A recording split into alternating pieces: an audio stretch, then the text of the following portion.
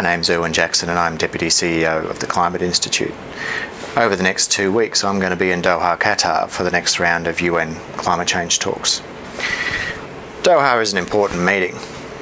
In Durban last year we saw a very significant agreement to negotiate a legally binding treaty which would capture the commitments that all major economies have made to reduce emissions.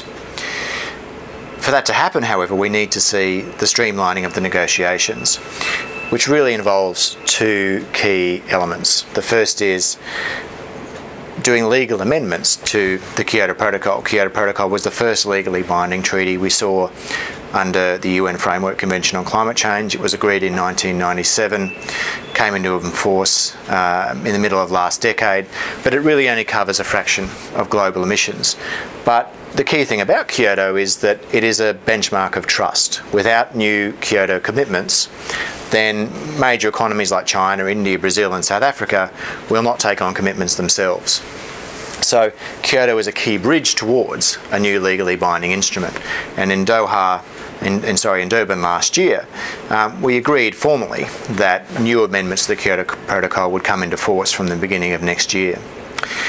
The other key element of the Durban platform was that we would conclude negotiations around the Bali Action Plan. Those negotiations started in 2007 and we've seen some important developments as a result of them.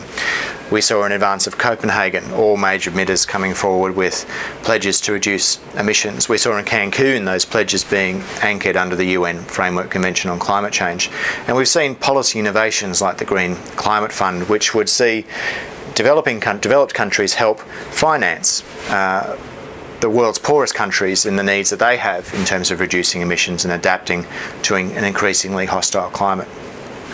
So if we can do those two things, close down the Kyoto Protocol and end political negotiations around the Bali Action Plan, governments can be focused on the agreement which the world needs, which is a legally binding instrument which covers the commitments from all major emitters, including the United States, Japan, India, Brazil, and indeed countries like Australia and regions like the EU.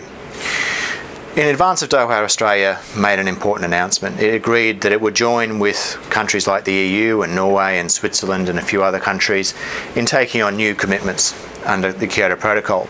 Now, that in-principle support for a new Kyoto commitment is very important. As I mentioned earlier, Kyoto is the bridge towards that new legally binding instrument that we need in 2015, and Australia joining those other countries will create important momentum in the lead up to the Doha meeting towards a positive outcome. However, as we move into Doha, countries will now also be increasingly focused on what does Australia's commitment look like. Is it a commitment that allows it to increase ambition in 2014 or 2015 towards the kinds of targets that we're going to need if we're going to avoid dangerous climate change? Is it a commitment that actually sees emissions fall below 1990 levels? All other advanced economies who are taking on new Kyoto commitments have pledged to reduce their emissions below 1990 levels. So if Australia puts forward a commitment that doesn't include that flexibility to increase its ambition and doesn't see emissions starting to fall, then there are questions about the credibility of that commitment. So Doha can be an important moment. We have seen difficult negotiations over the last few years.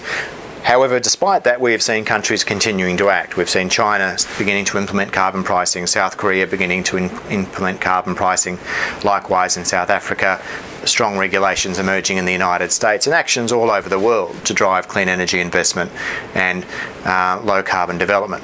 However, all those actions aren't adding up to the action that we need to avoid dangerous climate change.